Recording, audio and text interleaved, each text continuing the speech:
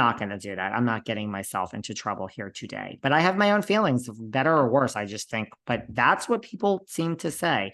I So I like don't it. know. I So you like it a love, lot. so, but what was my Yes. point? Oh, so this was my point. My point was if we are going to give back end to Craig Conover and the cast of Southern Charm, if we're going to give back end to Summer House, if we're going to give back end, if this is really where we're going and somehow that's where we end up, an agreement is reached where, which I don't think they would ever agree to this. I think it would have to go to court where you're going to get back end.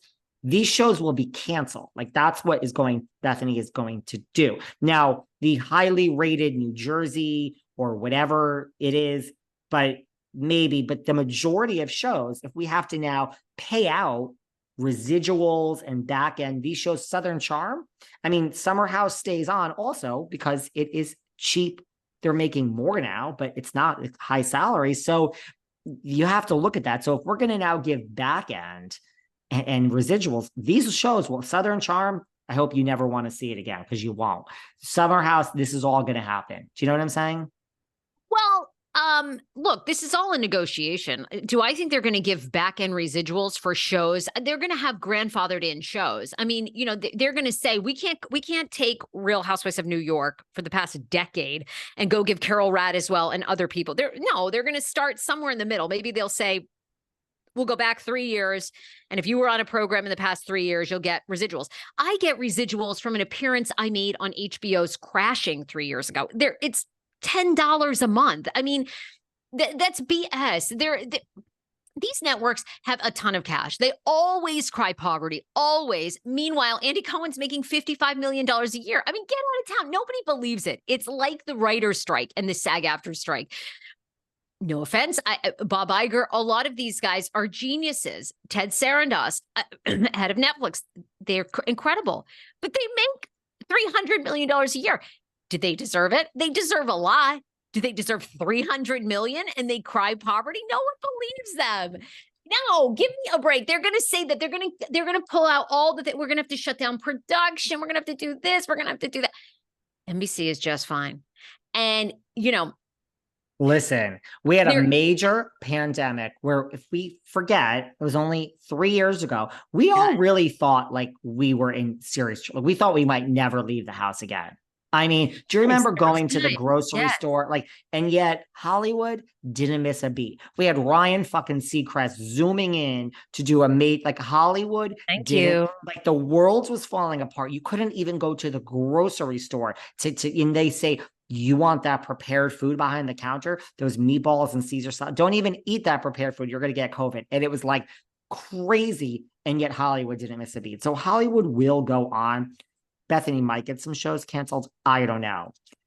You know what I wanted to talk about? This, well, I mean, this goes along with the strike. It's like, look, okay. I know I also heard another rumor, just like I heard. Yeah. Did you have more Andy tea? Yeah, tell us. No, I mean, I heard that, but then I checked in with producers on a show, a housewife show, just to say, you know, what is the temperature? Like you are currently filming. It's not New Jersey, but currently filming, wrapping, editing. You're currently working with the network.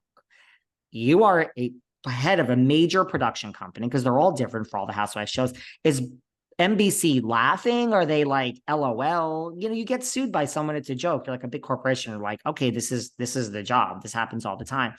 And he implied like, no, Bravo, Andy, they're taking this pretty seriously. Like this is a thorn in their fucking side and they don't know what's going to happen. So I don't know if that's true. That's what this person told me. But my point is, look what happens every week. Now we have this that happened a few weeks ago on Below Deck.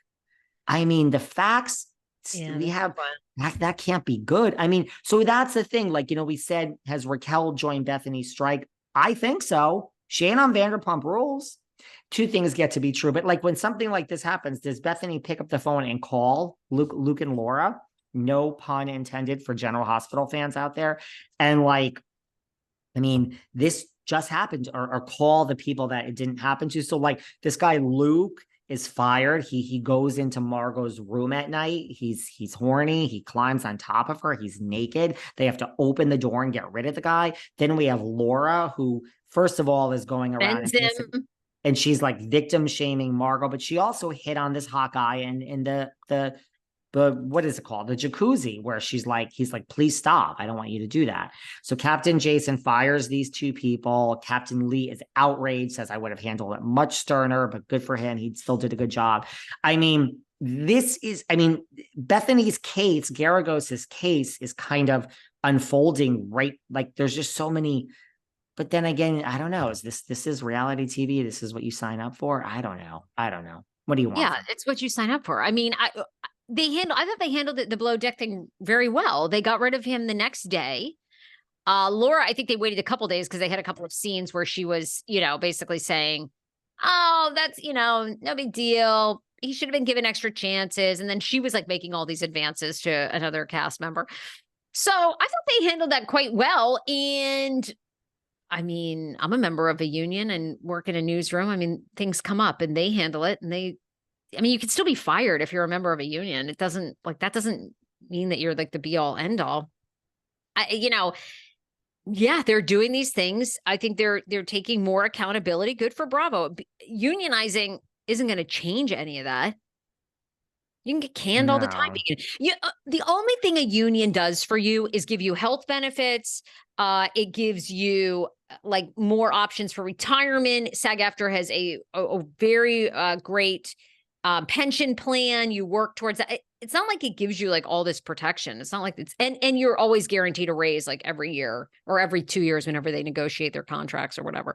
But that's about it. It's not like it's like amazing. And people, I mean, I work for a news station. There's a lot of people that make a lot more money than me. And, if your agent can negotiate that, you can still make a ton more money and be in the union. I mean, and I agree. I think below deck situation, like what more could have been done, right? Like I think Captain Jason handled it. Yeah, they handled it so well. They can't predict what these people are going to do. And then they drink.